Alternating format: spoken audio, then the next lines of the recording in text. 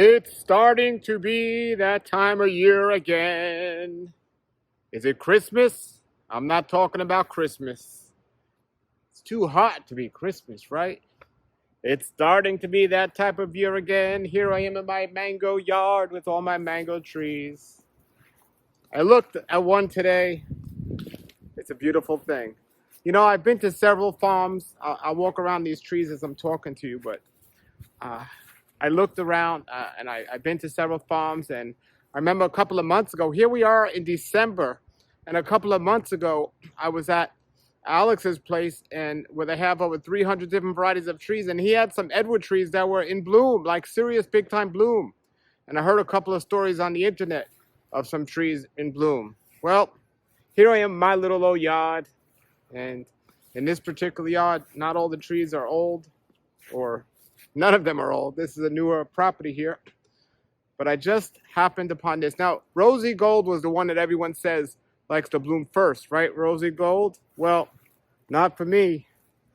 My first bloom is Sugarloaf. Sugarloaf mango blooms are on the tree. Exciting. And a good amount, too. A really good amount. So, yes, that's time of the year. Mangoes, mangoes, mangoes. You don't think about mangoes when you're up north and you hear a lot of people in the snow and cold weather, but here we are in Florida.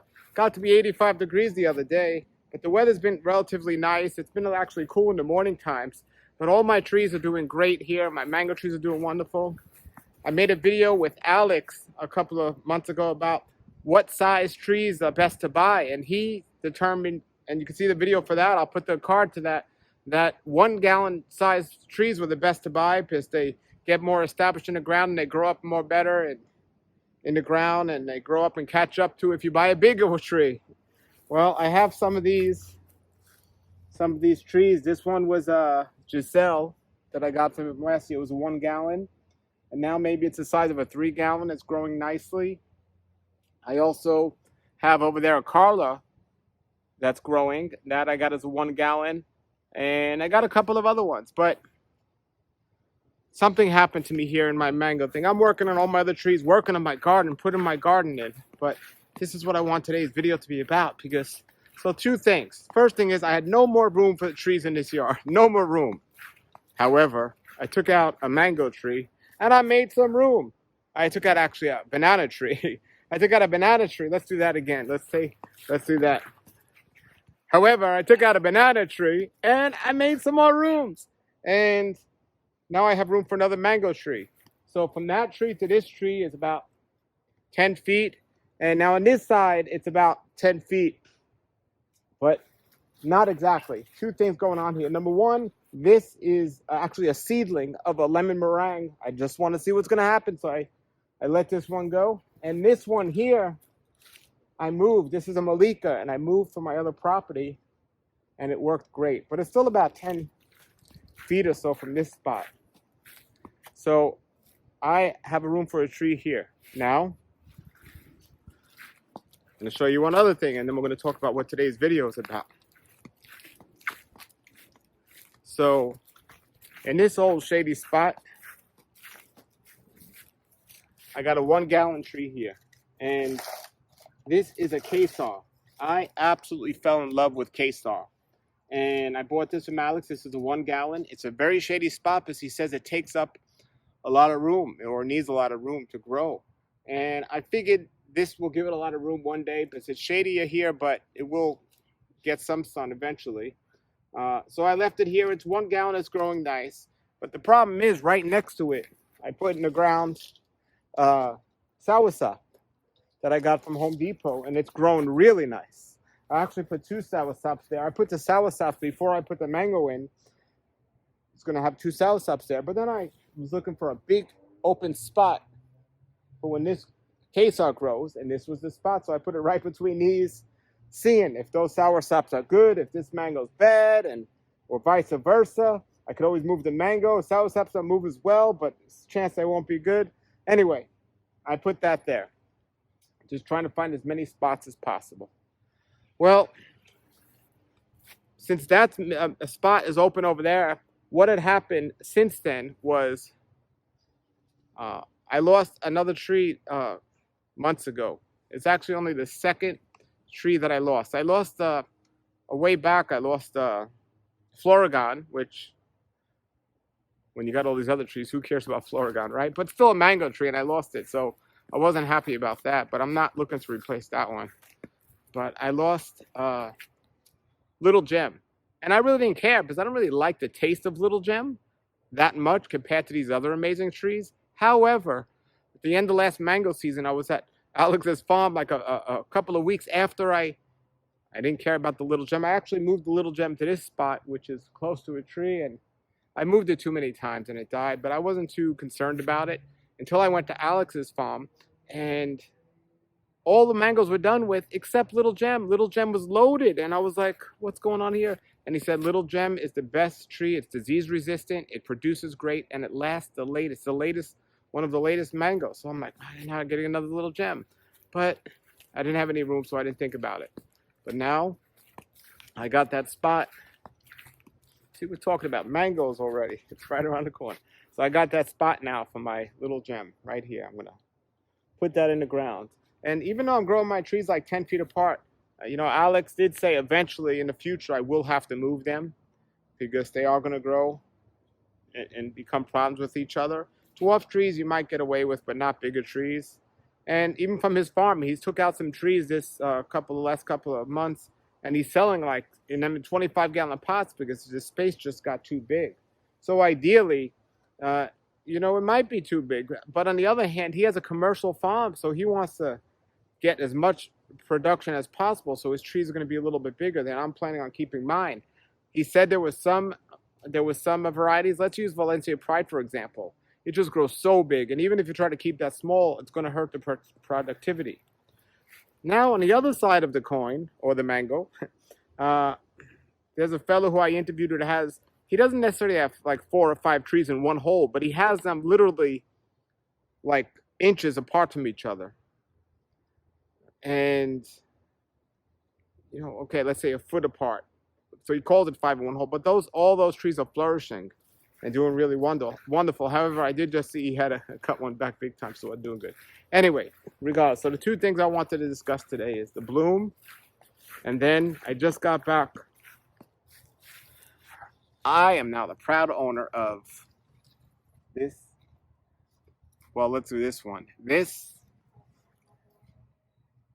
Little Gem mango. It's not that little. It's actually only a 7-gallon. I wanted a 3-gallon, but they didn't have it, so I got a 7-gallon. And I probably wouldn't get one bigger than 7 gallons just because of the discussion and video I made. And then I have here a 3-gallon, which is almost just as big as the 7-gallon, a Kesar. And I got a spot for both of them. So I already told you we're going to put the Little Gem. Now the Kesar, I got 2 spots for the Kesar. And let me just tell you my question about these spots, and then you guys could decide what I should do or give me your opinion. But I pretty much think I made up my mind. So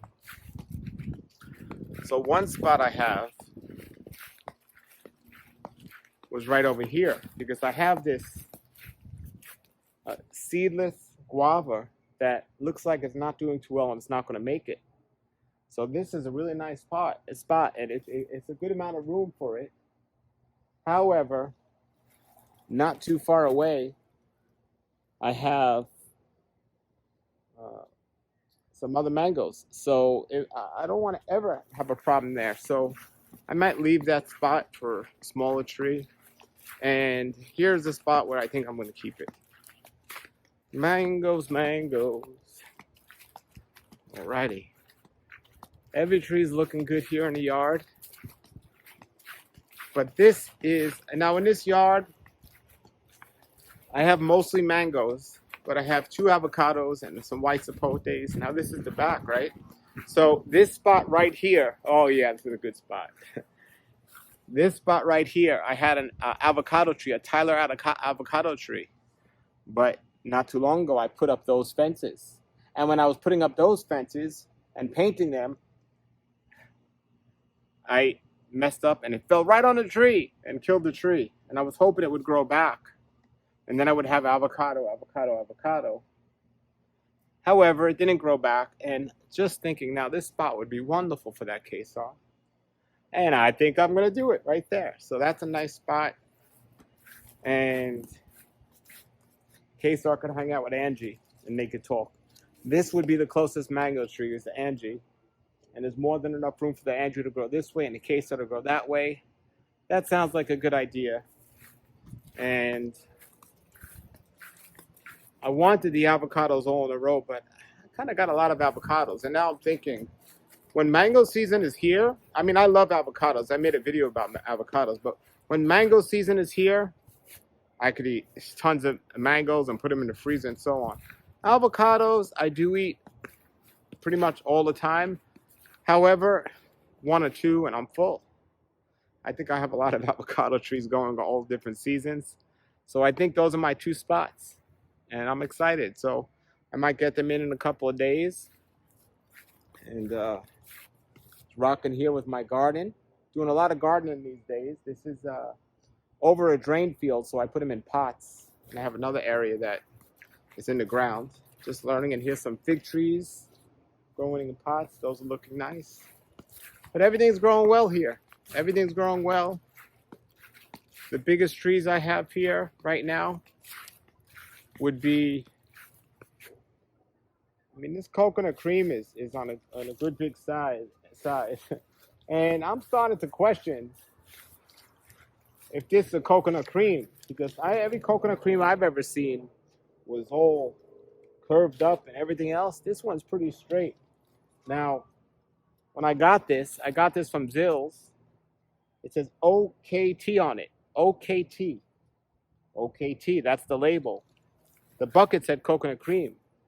I called them up and they said, that's coconut cream. I don't know why it says OKT, but any of you know what OKT would stand for? Regardless, hopefully that's a coconut cream, but maybe not. Those aren't the best producers to begin with anyway. But this is pretty big. Let's see what else. My fruit cocktail.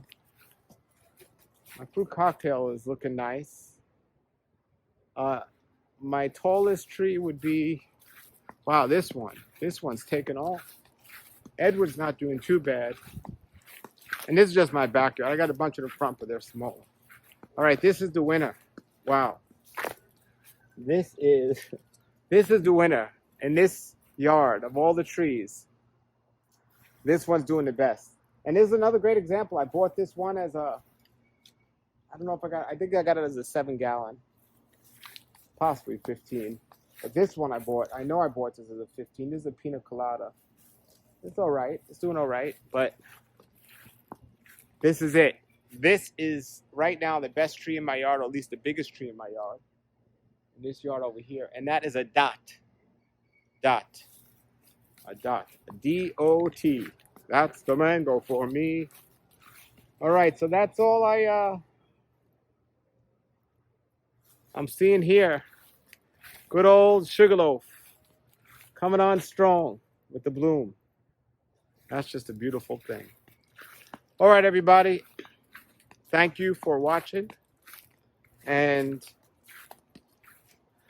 I'll make a video once I get those in the ground. Thanks for helping me, because in my therapy with you here in the video, I figured out where I'm going to put them in those two spots. And that'll leave me an extra spot open in the corner if that one does die, that seedless guava. All right, everybody. Until then, everybody, from Mango Streams Farm, whatever it is, Fruitful Trees. Have a great day and keep growing.